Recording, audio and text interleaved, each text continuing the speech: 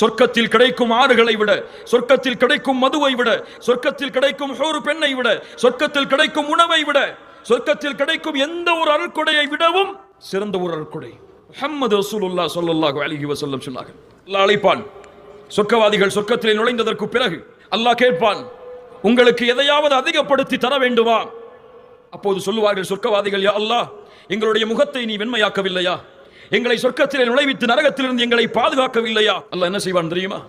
தன்னுடைய திரையை அகற்றுவான். உலகத்தை படைத்த, வானத்தை படைத்த, அரசாட்சிகளை தன் கையில் வைத்திருக்கக்கூடிய, முதலும் யாருக்கு இல்லையோ, இறுதியும் யாருக்கு இல்லையோ, யாருக்கு சிறு தூக்கமும் பெருதூக்கமும் பீடிக்காதோ, யாருடைய இல்ம் இல்லாமல் இந்த பூமியில் ஒரு இலை கீழே விழ முடியாதோ, வமா தஸ்குது மின் வரகத்தின் இல்லா யஅலமுஹா, அந்த ரப்பை அந்த சொர்க்கவாதிகள் இந்த இரண்டு கண்ணால் பார்ப்பார்கள்.